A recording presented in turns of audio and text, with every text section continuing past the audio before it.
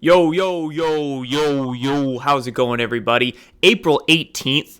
I'm getting some good feedback on this new setup. It's really easy for me to do as well, and you guys get to see the screen a little better. So I'm going to keep doing it like this. Audio sounds better as well. I see a lot of people also saying, OBS, Jordan, just do OBS and live stream your stuff.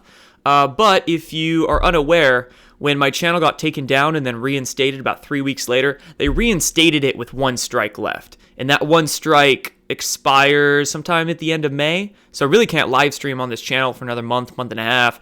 So I just have to pre-record these, edit them, and upload them. But hey, I kind of like pre-recording them and editing them because if I misspeak or, say something silly, I can edit that out. And if I curse or forget to curse, I can add those things back in. But anyway, April 18th, lots of stuff to talk about today, so let's get to it.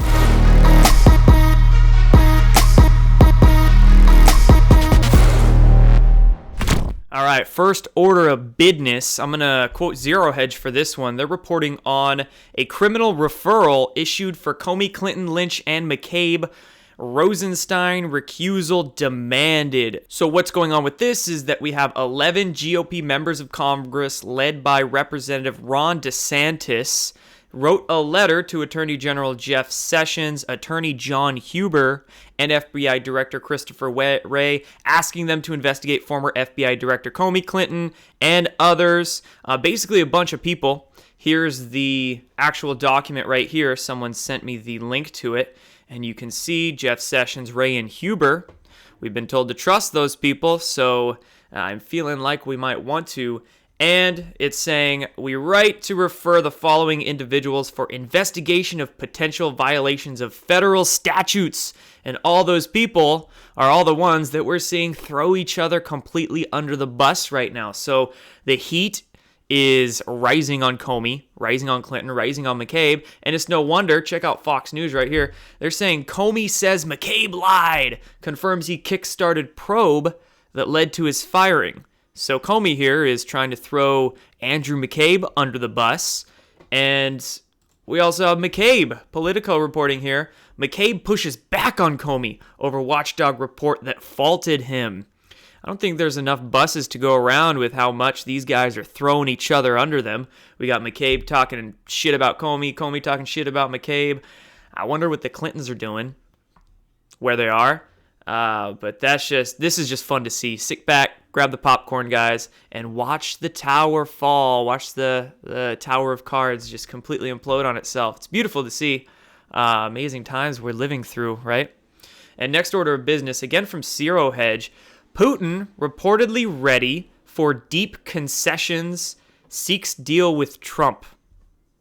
Now, of course, after the whole Syria incident a few days ago, there was a lot of saber rattling. All the sides, at least on the superficial, the mainstream level, were pointing fingers and saying, oh, don't you do it again. We're not going to do anything, but don't you do it again, right? That's basically what Putin was saying, at least. And now Putin's saying, oh, let's seek a deal, Trump.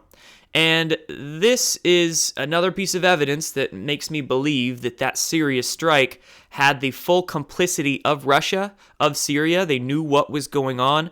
And when the American administration chose to strike, it was for public reasons. They used the falsified chemical attack as the excuse, but then they secretly went into Syria, and their operation had much different means than on the public surface they claimed. So here we go, guys. Russia's saying, hey, let's seek a deal with Trump. That's good news. Of course, Russia is always pictured to be the boogeyman by corporate media, but I think they're doing some good things, guys. And I think, like I keep saying, Trump and Putin are totally trolling the world. And next article, this one from geoengineeringwatch.org. Now, if you guys aren't familiar with my Twitter, I posted this on my Twitter, or if you just hadn't heard, I interviewed Dane Wigington from geoengineeringwatch.org this morning. That interview is going to be up likely this weekend or early next week. Awesome interview. I'm very excited to drop it. He is an amazing speaker and clearly lays out exactly who, what, where, and why these geoengineering programs are going on. But in this particular article that came out 2 days ago on the 16th, it's saying climate engineering insanity, manufacturing winter weather with tropical moisture. And this is discussing that weather pattern that we saw move through the northern U.S. and the East Coast. And you can see, I'll cut to the picture here, a essentially vertical column of moisture that's basically rising up directly from the Caribbean, meeting the cold front right over the Great Lake region. And this is why we're having a snowfall there and crazy weather patterns, because these weather patterns are not natural. Some things like this are not seen in nature. And this is a complete result of geoengineering and also the microwave radiation of the atmosphere, the ionization of the atmosphere. So I'll link this article down below. You can check it out and wait for that interview that'll be coming this weekend. It's a real good one. So stay tuned. Now, just a quick note from a sponsor of this channel here, Noble Gold, noblegoldinvestments.com.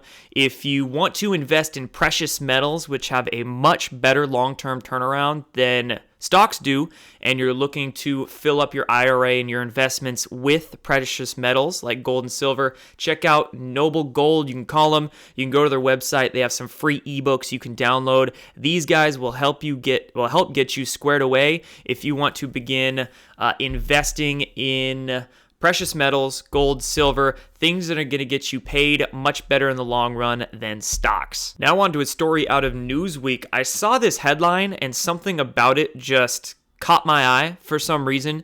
You know, as many of these news articles actually do. I see the headline and I look a little bit more into it, and it interests me. I just think there's something more behind it than what might be on the surface. And of course, Newsweek reporting on this one, there's likely a whole lot more behind the surface than what they're saying. But look, teen inspired by Columbine shooting launches knife attack at school in Russia. So when I saw this, I thought, wow, a teen inspired by the Columbine shooting? You know, instantly you feel false flag. If you're studied on geopolitics and the way the world really works, you're going to see something like this and think false flag.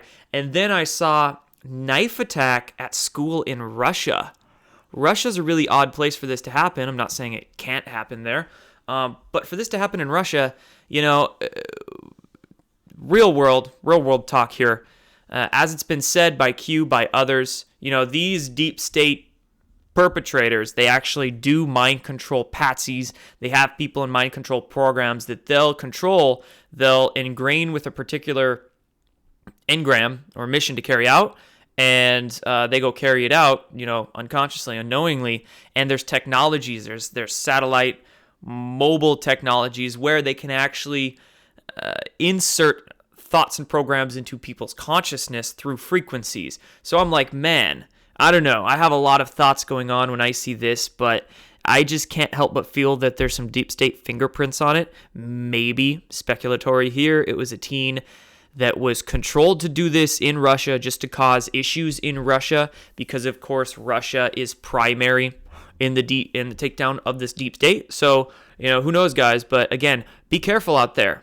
We're seeing a lot of crazy, weird stuff go on all across the board. Shootings, knife attacks, plane issues, airport issues, right? Be safe. Eyes open, no fear, as suspicious observers would say. But some good news from overseas. Look at this. German police launch crackdown on human trafficking and organized crime. So the federal police in Germany have started a nationwide crackdown on forced prostitution and a, quote, network of organized crime, officials said. The raid marks the largest police action in decades-long history of the force. So the storm is truly global, everybody, and this is very good news over in Europe. SWAT teams, elite police officers, check it out, about 1,500 cops took part in this raid all across the country, and this led to a takedown of multiple criminal networks, it's saying, involving over 50 people, some women saved. So good news, and again, patience. Of course, we want this to go to the top. We want this to go to the elite, because the elite are involved in this, if not the pinnacles of this, you know, the pillars of nationwide, global-wide trafficking. But we have to sweep up the lower levels first. Yeah, we have to get the intel, get the names that are actually going to lead us to making those higher level arrests. But we saw, what was it? The Nexium nonprofit company, that cult that was branding women. We saw them arrested. Backpage.com arrested, and Backpage.com, they're actually complying and they're willing to testify against others, so I'm sure that will lead somewhere. So this is definitely getting higher and higher, going more global and more global, so there's nothing but good news for those things happening. And now look at this one. This one is awesome. It was a literal live feed on Facebook of some vacationers in Baja California who saw a lot of lights, some like 5 to 8 lights over the ocean. And I'll link this Collective Evolution article down below. You can see their picture of it. They have them all circled. Looks like there was about 8 or 9 lights there. And it was live streamed, which was the awesome part of it. And you really got to hear the reaction of the people, so you knew it wasn't fake. That's a big way you can tell, is in the reaction of the actual people. 99% of people in that instance of seeing lights in the sky, especially if they're common folk on vacation in Baja California, they're going to be like, holy damn hot shit, that's some crazy stuff going on there. And there's going to be some actual passion and emotion and surprise. And that's exactly what we saw in this live stream, which was awesome. And it was actually live streamed, so it was neat. People were getting to watch it and whatnot. And it's very clear that 1 pops up, 2 pops up, 3, 4 pop up. And over the course of about 10 minutes, up to 5, like I said, 8 or 9 of them all pop up in that one long string, and boom, mass sighting right there. So there's another one. I mean, a lot of people, especially that follow this channel, I know I get people from all across the board, all across the political and spiritual and whatnot spectrum that follow me. But some people say, where's the evidence? Where's the evidence for ETs, for non-terrestrial civilizations, for beings out there? And I just simply say, look. It's right there in front of your face. It's everywhere. In fact, I might do a video, one of my next videos, on just all the freaking evidence there is. There's mass sightings everywhere. There's crop circles. There's evidence in ancient paintings, ancient scriptures. You can go have your own experience seeing things in the sky if you set the intention out there and go find it. So there's evidence everywhere, and this is a neat video. This is just a real neat video I wanted to show. And one more thing on this, though, when you see something in the sky that's anomalous like that, the first question you should ask yourself is it ours or theirs? That's a very logical question. Is it one of our craft? Is it actually a man-made craft that's some kind of black project technology, anti-gravity, mass cancellation, if you will? I mean, a lot of these crafts can actually portal place to place, Stargate around. So is it a very advanced craft, very classified craft that they're showing for some soft disclosure purposes or whatnot? Or is it one of their craft? And again, there's reasons why they cosmic beings would be coming down to get this process rolling of disclosure. But I mean, we can debate the whys, why either man-made craft or ET craft would be coming down. But first question you ask yourself, ours or theirs? In this case, don't necessarily know. Could be either one, ours or theirs. But regardless, they're trying to get the disclosure ball rolling. And now kind of on that same topic, let's talk about NASA. So NASA's been wanting to launch a new, what they're calling exoplanet hunting telescope called TESS, T-E-S-S. It was supposed to be launched a couple days ago, but that launch was delayed. And now I think it's taking off today. Sometime today, possibly. Not sure if it's up yet or not. But this supposed survey satellite will monitor over 200,000 stars for regular changes in brightness produced by a body passing in front of them. So, I mean, on the mainstream level, again, soft disclosure, you got to ease these ideas onto people. But on the more underground truthing level, for those that see the real world a little more clearly, this is just, it's just another smokescreen. Like I said, we know there's cosmic civilizations out there. We know actually they're already here. And for another satellite to be circling the Earth looking for exoplanets, yawn. But there's the idea of false flag disclosure, a half-assed disclosure, as I keep calling it. So always want to be on the lookout for that and understand they could be, with this satellite, they might be starting to seep out a lot more stories on new exoplanets this thing finds, or here's this planet with water and yada, yada, yada. So this could play into some psychological operation somehow, so it's just good to be aware of. And then the last thing I want to show you, this article out of Forbes from yesterday. I'm just looking at it here. It only has 150 views. Just saw that. Hey, if a Forbes article is only getting 150 views these days, this is why the elite are in panic mode, because their corporate propaganda nobody looks at. Honestly, who looks at CNN anymore? Who actually watches CNN? Very few people we find actually watch CNN or read Forbes or whatnot, apparently. But let's just dissect what they're trying to sell us, or tell us and sell us. Would it be possible to cut out the useless parts of our DNA and still have a functioning cell? Ruminate on that for a sec. I'll give you 3 seconds. So what they're trying to say here is that most of our DNA is junk. If most of our DNA is junk, they're saying. So they're already assuming that it's junk and doesn't mean anything. Wrong. But if most of our DNA is junk, could we, in theory, cut out those useless chains and have a functional cell? Interesting. And then they make the distinction between being non-coding and coding DNA, and the term junk is not necessarily junk. But let's see what they have to say answering that question. Could we cut out this non-coding DNA and still have a functional cell? Here they are saying, in summary, which non-coding sequences we can eliminate. They don't necessarily know. They don't know what DNA strands they can eliminate and still have a functioning being. But on that same note, would they really even be able to take out any?